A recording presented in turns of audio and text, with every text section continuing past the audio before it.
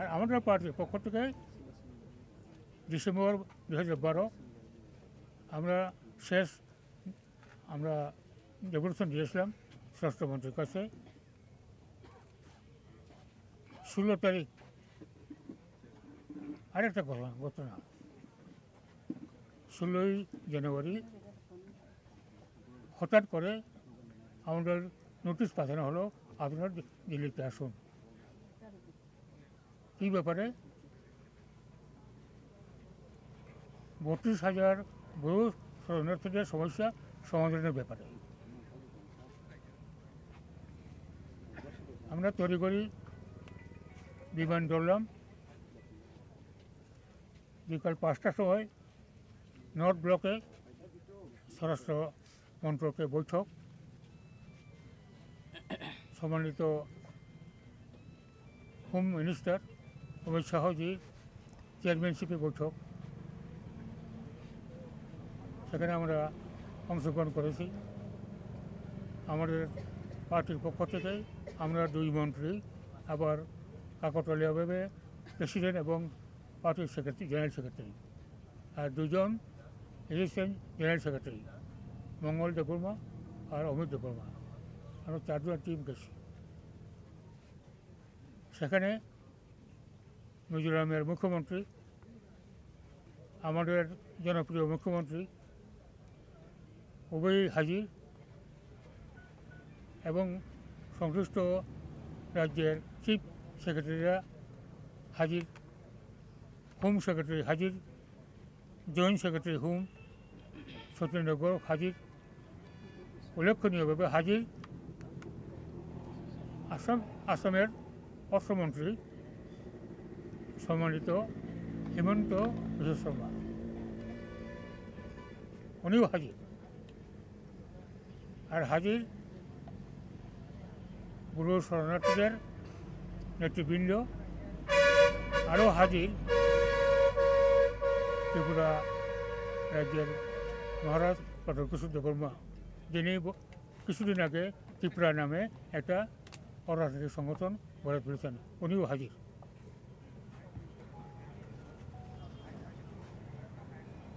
আবার 16 তারিখে গুরু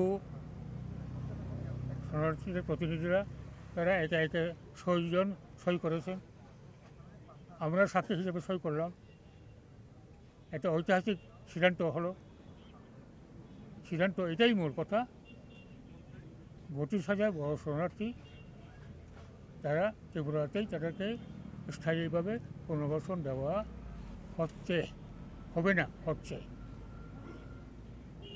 স্থায়ী পুনর্বাসন দেওয়া হচ্ছে।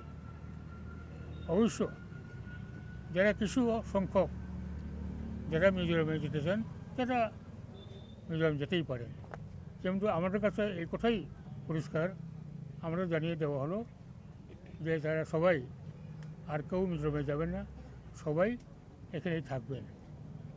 কিছু অংশ যারা 159 পরিবারের মতো যারা গেছে তারা ওখানে থাকবেন, তারা আর ফিরতে তারা দেওয়া হবে না। আর এই মিজোরামের 23 বছর ব্যাপী যে বহু শরণার্থীরা আনহিউম্যান কন্ডিশনে, অমানবিক অবস্থাতে যারা 23 বছর কাটিয়েছে, তাদেরকে ত্রিপুরাতে সুষ্ঠু পুনর্বাসন দেওয়ার দাবি আমরা IPF থেকে তুলেছি।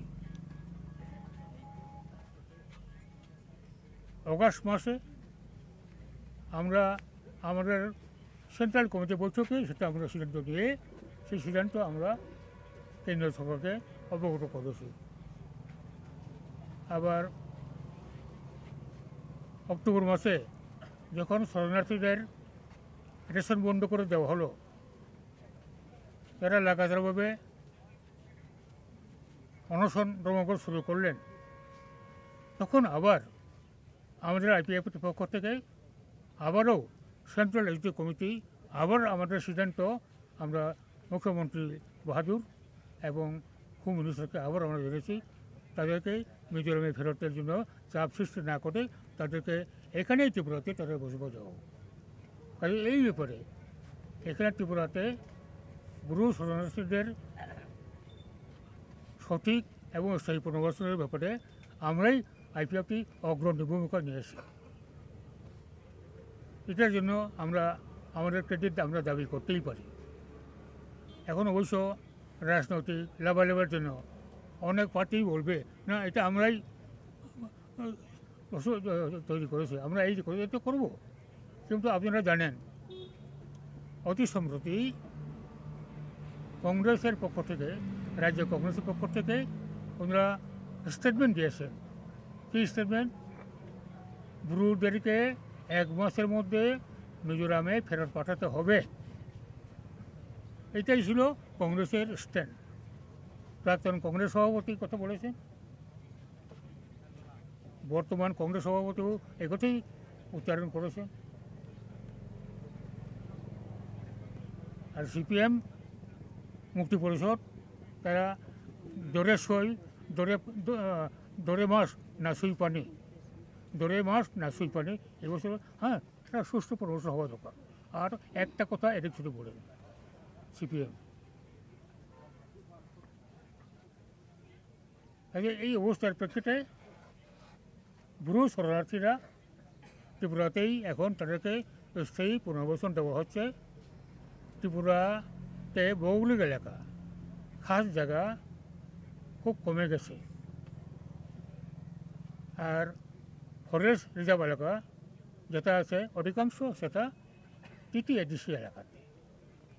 এখন সামগ্রিকভাবে রাজ্যে যত ফরেস্ট এরিয়া আছে, ফরেস্ট এরিয়া রিজার্ভের বাইরে যেটা আছে সামাজিক ফরেস্ট অমুক ফরেস্ট সবটা মিলিয়ে এবং খাস জায়গা যত আছে সবগুলো অ্যাসেসমেন্ট হয়ে গেছে।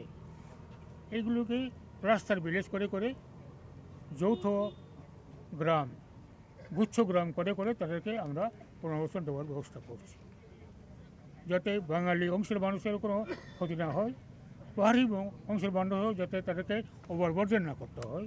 এইভাবে ব্যালেন্স ওয়েতে ত্রিপুরা সরকার এখন এইভাবে কার্যকর করতে চলছি। গতকাল মাননীয় মুখ্যমন্ত্রী সন্ধ্যা 7টার সময় প্রেস মিট করে এইগুলি পরিষ্কারভাবে উনি ঘোষণা করে দিয়েছে। এমনকি কাঞ্চীপুর মহকুমাতে যে সমস্ত ব্রু শরণার্থীদের বাসস্থান শিবিরের জন্য যে সমস্ত বাঙালি অংশের বা নন ট্রাইবাল মানুষের যে কোনো রকম যদি তারা ডিসপ্লেস হয়ে থাকে, তাদেরও এই সরকার তাদেরকেও ন্যায্যভাবে আইনসম্মতভাবে তাদেরকেও আমরা পুনর্বাসন, তারাও বঞ্চিত হবেন না। কাজেই জনজাতি এবং অজনজাতি সবার স্বার্থই আমরা সুরক্ষণ রাখার জন্য আমাদের সরকার প্রতিজ্ঞাবদ্ধ এবং আমরা এটা করছি, কাজ শুরু হয়ে গেছে। এই হলো দিক। একটু ধৈর্য ধরুন, আর কিছু বলবো।